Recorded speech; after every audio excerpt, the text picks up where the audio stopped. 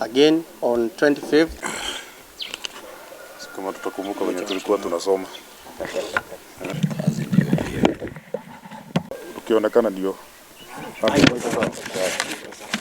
Fanya harambee one touch. Situwazie venye unaanzaga. Unasema one touch. Harambee one time one touch. Harambee one time one touch. DCP skiza ground. DCP skiza ground. DCP skiza ground. Guza Rigiji, guza stima. Guza Rigiji, guza stima. Guza Rigiji, guza stima. DCP power. DCP power. Skiza ground. Skiza ground. DCP skiza ground. The last one.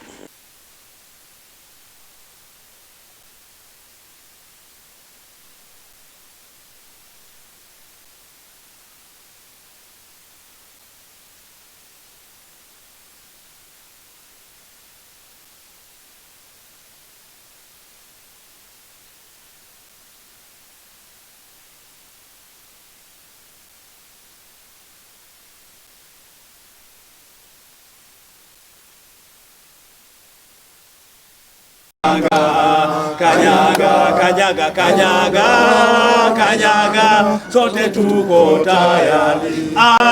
Kanyaga, sote tuko tayari. One touch. Harambee, one time, one touch. DCP, skiza ground. Guza Rigiji, guza stima. Thank you. Tukiangalia pale OTC ni mipango iliyokuwa imepangwa. We could see policemen in Land Cruisers conversing with goons carrying batons. After that extensive routing, the following day, the CS Interior shamelessly walked alongside police officers, senior police officers, kwenda kuokota vitambulisho ambavyo wanasema ziliachwa na goons. Hata mwizi wa kuku hujaribu kutoa evidence. These were planned routing, planned destruction, and we want to tell them, have better plans if you want to commit crime. Yes. Plan well if you want to implicate Rigathi Gachagua.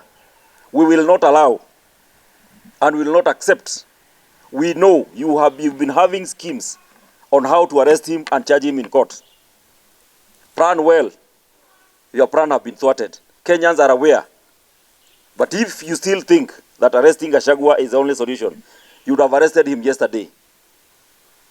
Mulkomen, we are telling you and your group and your goons that any government in power that incorporate use of militia and goons doesn't take a long time before that government comes down. This is the end.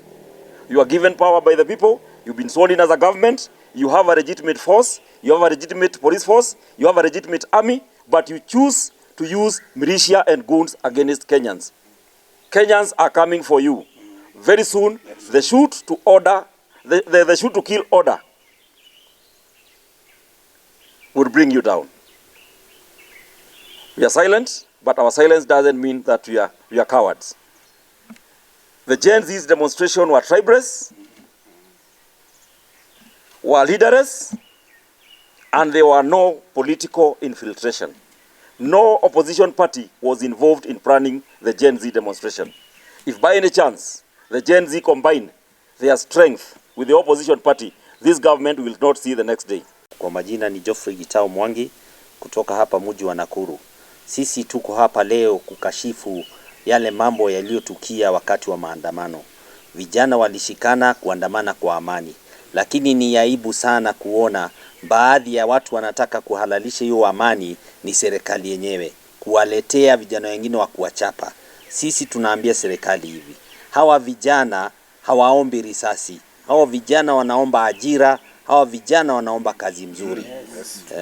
Na tungependa serikali kuna maandamano wapeane security ya kutosha. Manake ni haki ya watu kuandamana, ni haki ya watu kusema vile wanavyojihisi yao wenyewe ama vile wanajihisi wanatawaliwa. Na tungeomba serikali ijali maslahi ya wana biashara.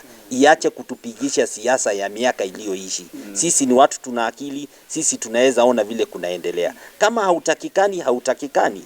My name is Lawrence Karanja. Haya maagizo ambayo yalitolewa na Waziri Kipchumba Murkomen ni ya kushtua sana.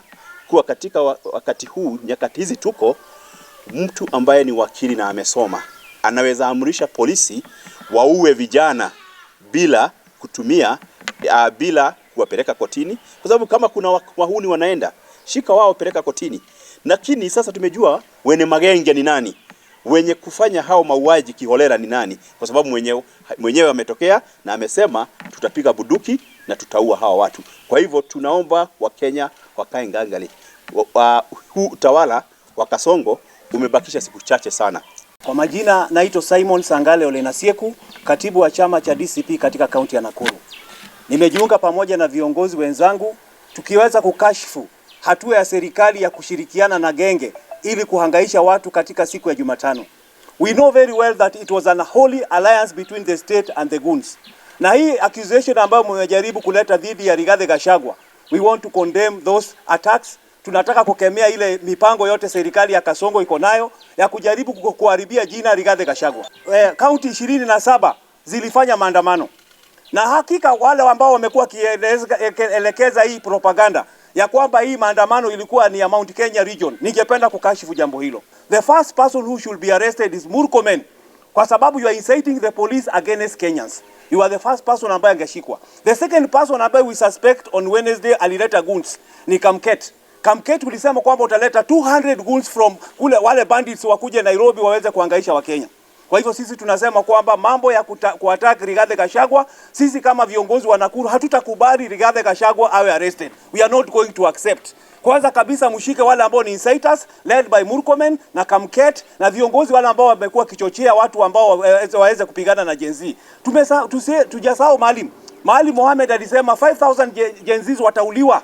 Na huyo ni mtu mpaka sasa hajashikwa. Kwa hivyo NCIC and the police, you are either cooperating with goons and the Kasongo kuhangaisha Rigathi. Sisi kama viongozi wa Nakuru hatutakubali na tunasema kwamba sisi tutasimama na Rigathi Gachagua hadi mwisho. Na Ruto, kama umewachwa na Wakenya, kubali kuachika. Their peaceful demonstrations were infiltrated by state-armed and protected hooligans, goons and gangs.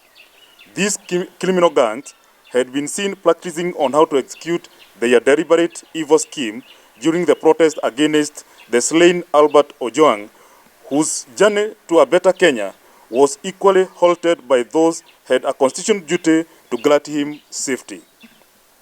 The hooligans carrying crude weapons and protected by police were seen conversing in groups next to police vehicle, taking instruction from the state players. The GNZ demonstrations remained peaceful, as was broadcast live in our local media stations. A rare coincidence and illegal convenience presented when the signal to our media stations were intentionally jammed by the state.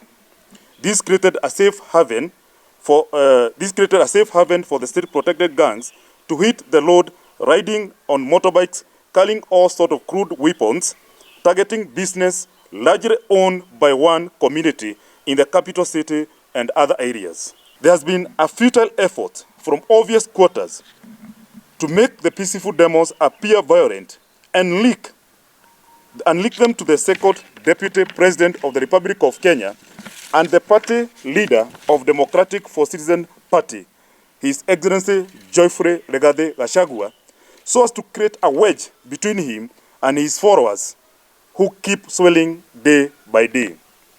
Despite ill-witted schemes and efforts by the state to heathenize the GNZ demonstrations yielded no fruit, credited to international media personnel whose presence and eagle eye thwarted the state machinery from taking the lives of young GNZ who have been abandoned into groups, forced into poorly ventilated corridors, saturated with tear gases, ready for execution. CS Kipchumba, you failed our motherland Kenya in the transport sector. You paraded your ignorance to the youth. You have now embarrassed and put the great shame our motherland Kenya. We, however, demand that you resign with immediate effect. Yes. Very good. Interestingly, in all the cases where police station and government offices, including judiciary, were touched, no single shooting was recorded. Police displayed no willingness to defend and protect property, even after Murkomen shoot to kill order. A clear indication that this was carried out by the state with aim of destroying ID cards to puncture the drive by the GNZ to register as a voter in the region that outrightly has rejected the Kenya Kwanza regime.